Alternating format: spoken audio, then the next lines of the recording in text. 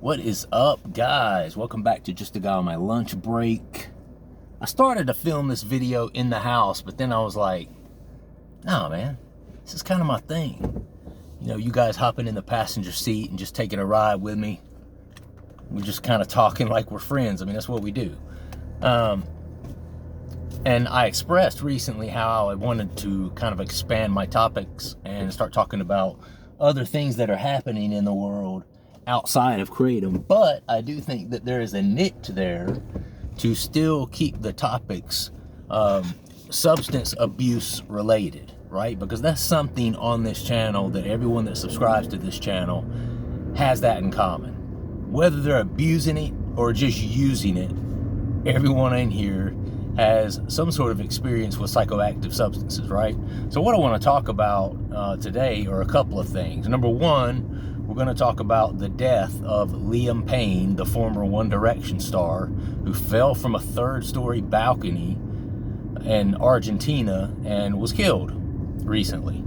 And secondly, I'm going to piggyback off of that because I'm going to disclose something new that I have learned about this case, that when I heard this specific information, it changed the whole game for me about what I thought about this case and what I suspect happened. So we're going to talk all about that, okay? So first, I'm just kind of going to do a setup. You know, cases like this particularly, I can relate to a lot of times. A lot of you guys know I wanted to be a big musical star when I was young. I was in singing groups, done quite a few things, showcased for a major record label at one point. I was probably about as close as you can get to making it big time without actually making it big time. Looking back in the rearview mirror, in hindsight, I'm thankful that I never made it, because being a person who struggles with substance abuse and who already has kind of led a self-destructive sort of lifestyle, I really feel for these people who have that addictive behavior and have that addictive disorder or mentality, but yet did make it, and they do have all of the resources, and they are reportedly worth $50 million, like Liam Payne was, right? So just a little bit about his history. He started off with the boy band One Direction. Eventually, sometime in around maybe 2015, 16, something like that, Harry Styles, who I'm sure a lot of you have heard of, went solo and left the band. Instead of the band continuing, they disbanded and broke up. And shortly thereafter, Liam Payne did some of his own solo work. Now, he didn't blow up like Harry Styles did. Now, let me be clear, I'm not like a huge fan of One Direction, although I've definitely heard a few of their popular songs, and I'm sure a lot of you guys have as well. Liam Payne's success paled in comparison to Harry Styles, but I think he was kind of a bigger deal in Europe. So he did have some singles as a solo artist that did pretty well. You know, nothing like Harry Styles, nothing like One Direction sort of success, but he did have some success, right? You know, he got his start like on, I think, Britain's Got Talent. He's a British chap. You know, he's, and I think Simon Cowell discovered him and the other bandmates. They weren't going to win the competition, so they decided to put them all together and strike while the iron's hot on this whole boy band thing, right? Okay, so that's what ended up happening. And sometime in 2016, 2017, Liam Payne was I can't say put in rehab. He went to a rehabilitation facility for 100 days. He got clean, and that was from being an alcoholic. All right, it was from drinking, you know, and it's reported that he's messed around with and did mess around with lots of other substances and drugs, but at that point, alcohol was kind of, you know, the main thing that he went to rehab for. Okay. So that happened around 2016, 2017, and I learned today, and I was watching this video on YouTube, I learned today that in days leading up to his passing, a couple of defining things happened. A lady that he used to date actually filed a cease and desist order on him, which is basically leave me alone, stop stalking me. You know, you're accused of stalking someone.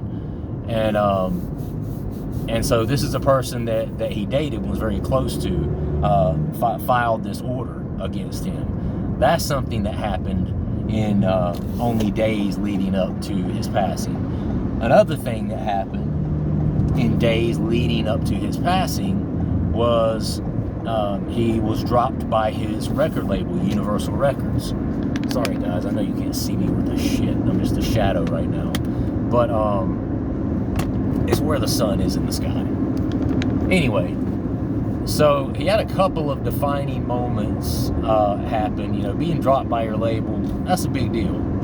That's basically like being let go from your job. If any of you have ever been let go from a job or had somebody, and what's worse is when you get let go from a major label like that. Universal is one of the biggest record labels there is. When you get let go from something like that, that's almost like a slap in the face, like, sorry dude, you're just not producing the numbers. You're just not good enough to be a solo artist, you know? And back in the day, that's how the original One Direction band got put together. They weren't gonna win the competition. They were those guys that, you know, they weren't good enough as far as the pros and Simon Cowell and all them. They weren't good enough to be the bomb.com solo artist, right? But put them all together, you got a nice formula for a good boy band. And they can depend on each other. There's power in numbers, right? And at that time, you know, boy bands for the last 30, 40 years, they're a thing. You know, you can get by with getting a boy band together, and you can make a lot of money that way, right?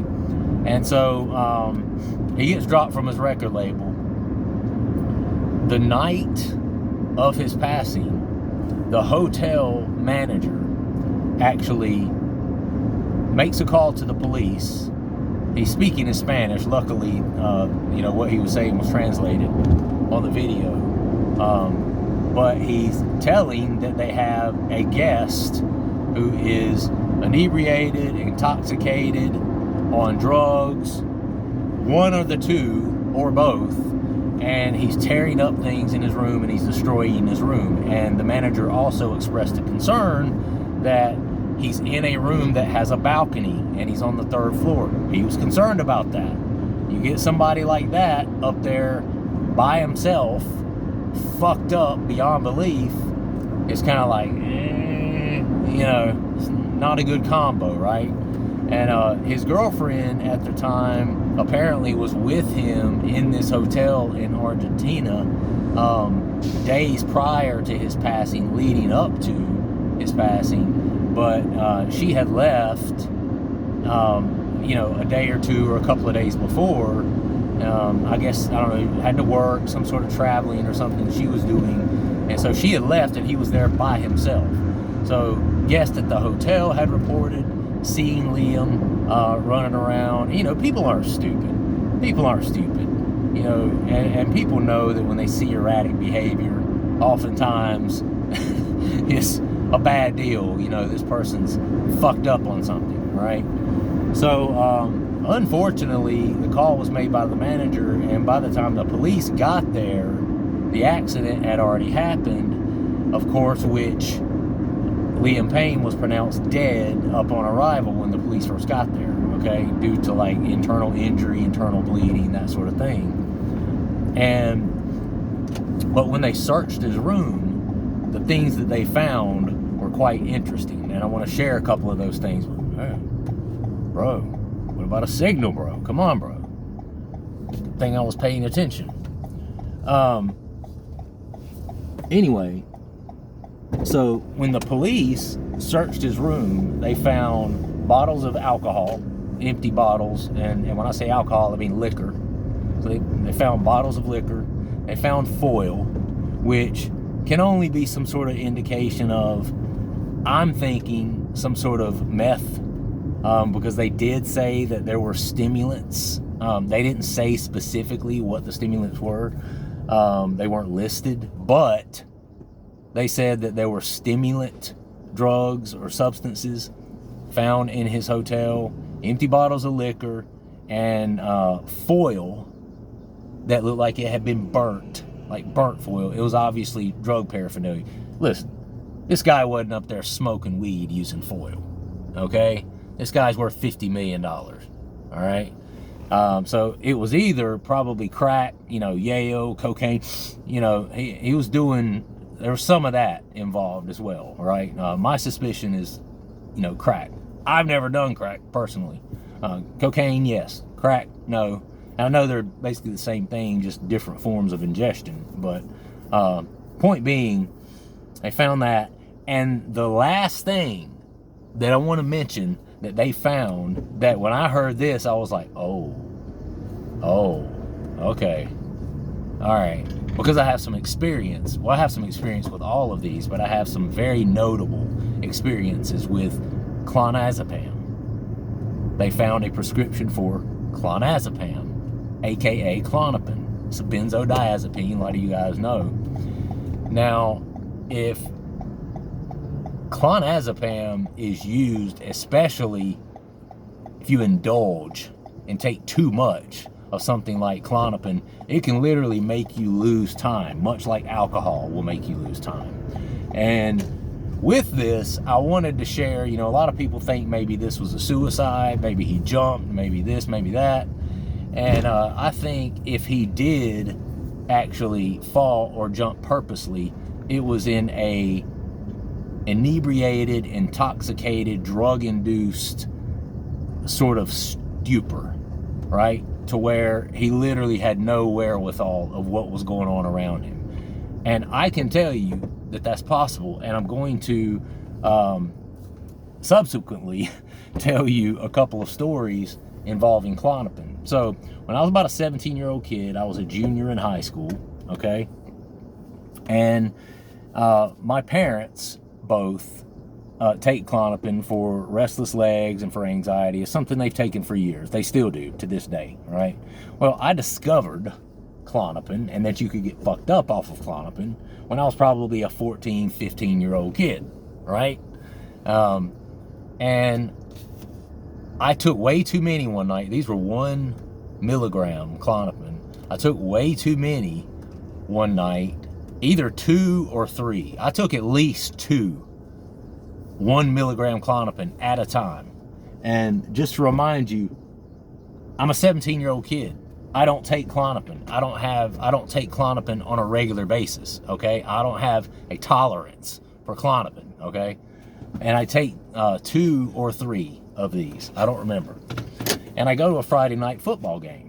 And the whole time I'm there, I'm flirting with this girl who's new to our school. I was like a junior at the time, and I think she was a freshman. She was a couple of years behind me. She was cute. She was cute.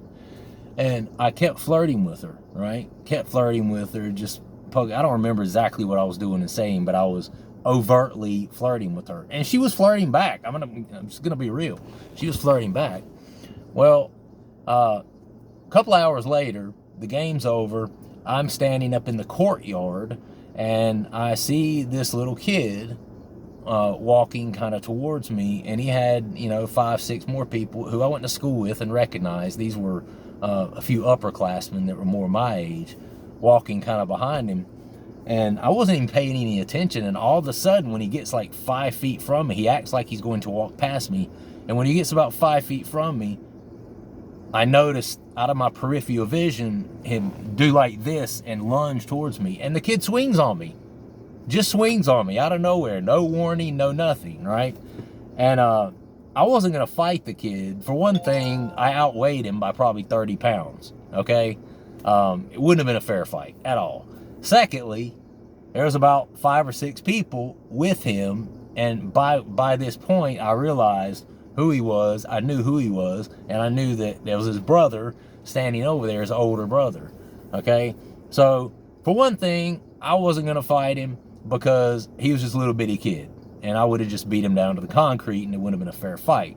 Secondly, I didn't want to get jumped by 5 guys standing over there, because there was nobody out there to protect me. It was just me, right?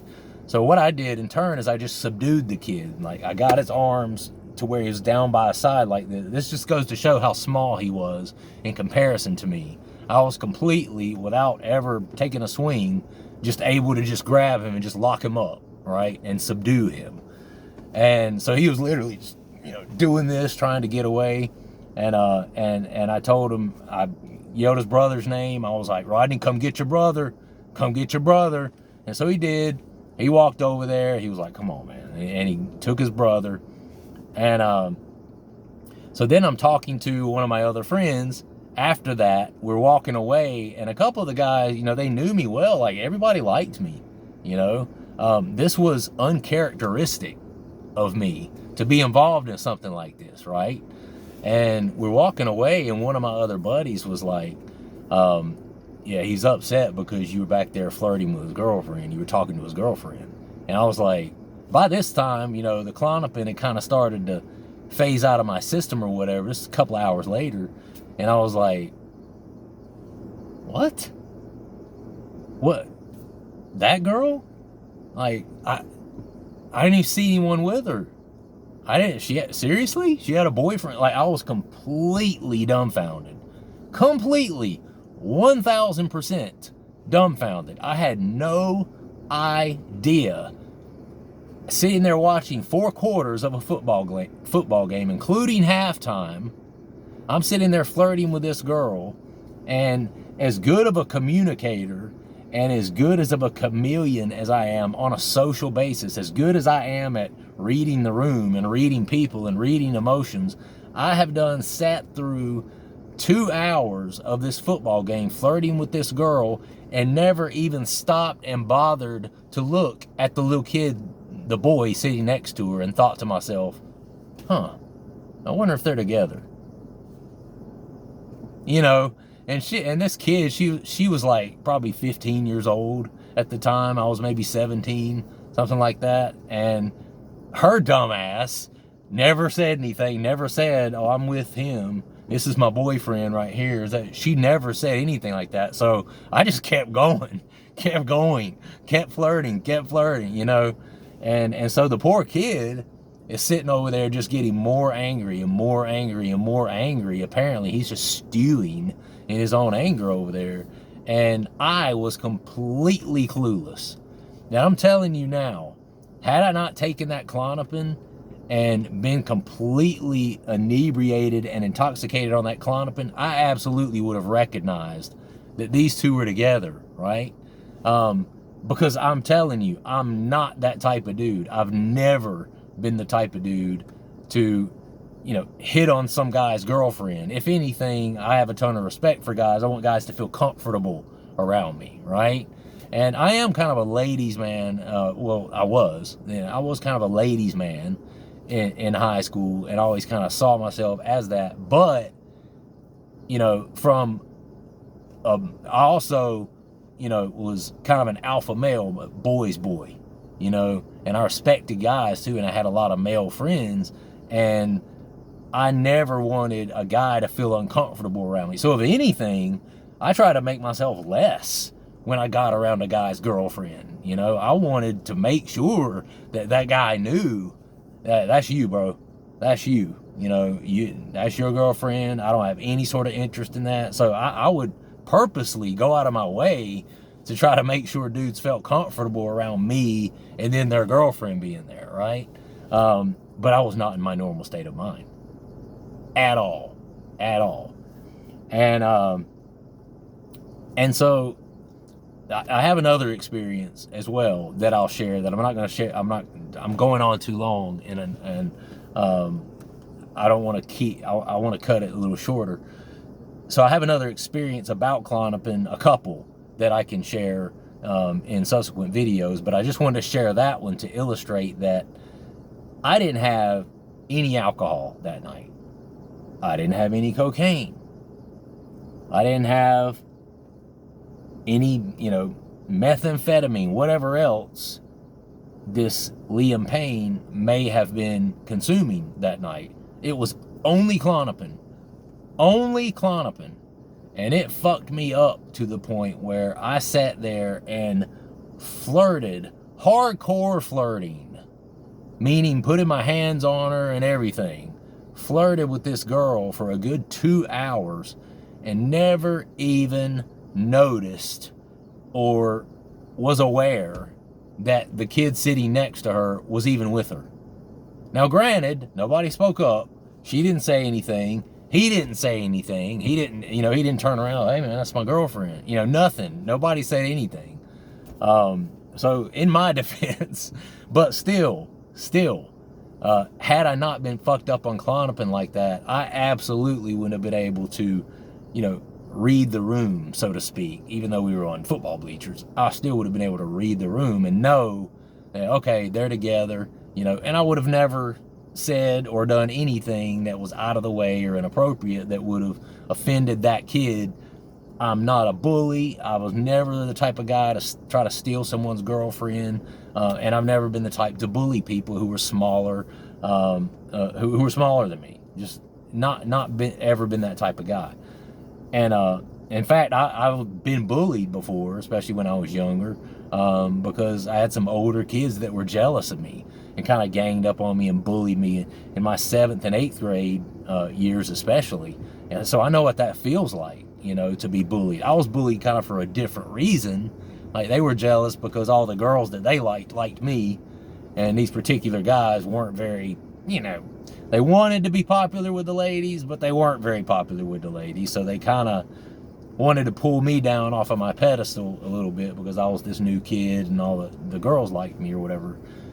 So I know what it feels like to be bullied, and I would never bully a kid because of that. So it just goes to show you how, especially extra Klonopin or benzodiazepine can affect you. And when I heard that Liam Payne not only had the hard liquor,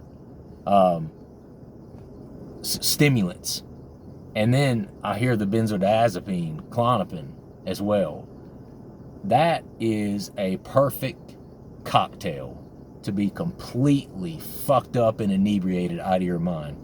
And I'm telling you now too, Klonopin affects your muscles and your physical abilities. It not only affects your cognition, but it affects your physical abilities too.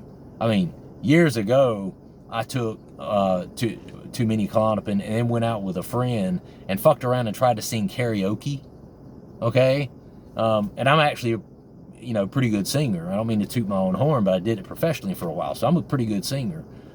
I got up there and I utterly embarrassed myself.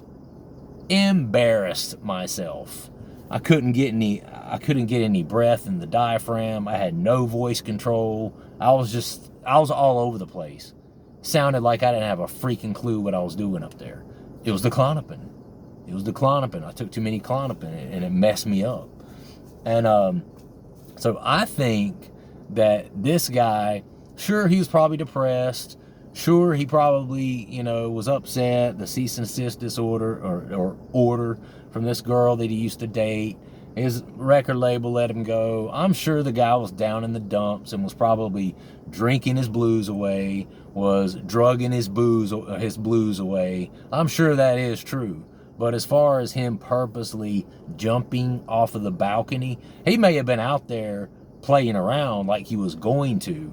But if you're fucked up on liquor, especially if he had drank liquor, taken clonazepam, and also mixing stimulants with that all in the same night, that is enough, and that is a perfect cocktail to put you over the edge of not knowing what the fuck you're doing and being completely clueless and completely naive to your surroundings. I can tell you from experience, and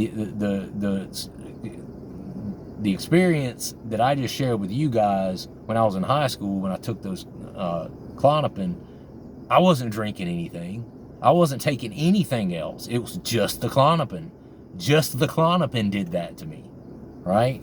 And I have several more stories where I took too much Klonopin and it had me out of my freaking gourd, and it caused me to do things that I would never, ever otherwise do in a sober mind state. All right? So Klonopin's a scary freaking thing, man, especially if taken in high doses. So that put a different spin on things for me when I heard that he had Klonopin in the room, and I had this thought that he was mixing all that stuff together, and if he did jump off purposely, you know, it was because he was too fucked up to realize what he was doing, okay? It's because he was too fucked up to realize what he was doing. Or maybe he didn't realize how high enough, or how high he was. Or maybe he thought he would just get injured a little bit. But it also shows, the investigation showed that there were no protective measures when he fell. He did nothing to protect himself, okay? He didn't put his hands out. He didn't try to land on his feet. He didn't position himself in any way to try to help break the fall so he could survive it, okay? And if someone fell by accident, then you would think that there would be some sort of protective measure in that moment. You know, their adrenaline would kick in and they would somehow try to protect themselves from the landing. He did none of that, which shows that he was either completely unconscious or just barely semi-conscious, right? And under the influence of alcohol, Klonopin, and stimulants, that wouldn't be hard to do, man. That would not be hard to do. And I just wanted to share that experience, my experience with Klonopin, with you guys, because that's something I have experience with. And I just have this fear that guy didn't purposely commit suicide, that he was probably out there fucking around on the balcony or whatever, and he was just so fucked up that he just either lost consciousness and just fell over, or maybe he was playing and fucking around like, I should just kill myself, you know, leaning over the edge, and then he accidentally goes completely over because your motor skills, your fine and your gross motor skills are wrecked on high amounts of Klonopin. And we already know what alcohol does when it comes to that, okay? So if you mix those two together, I mean, there's no telling, man. But I disagree with the fact that he was sad and depressed, and so he jumped out the window to kill himself. Besides, there are people that have survived 3-story falls, right? There's been tons of people that have survived a fall from 3 stories. You can potentially survive a fall from 3 stories, or there's been people that their building caught on fire and they had to jump from the 3rd floor and they survived it. They might have broke a leg or an ankle or an arm or whatever, but numerous people have survived a fall from that height. But if you're unconscious or just barely semi-conscious because you're under the influence of all these heavy drugs, then and you're not doing anything to try to break your fall, right? Then that's going to lead to, you landing in a way where, the head trauma, the internal bleeding, all those things, you could easily succumb to those injuries, and it could be fatal, right? But I don't think if it was a suicide, I don't think it was intentional, especially after hearing the cocktail of different medications and drugs that he was on. I don't think it was intentional at all. That's my thought on it. Hope you guys enjoyed the video.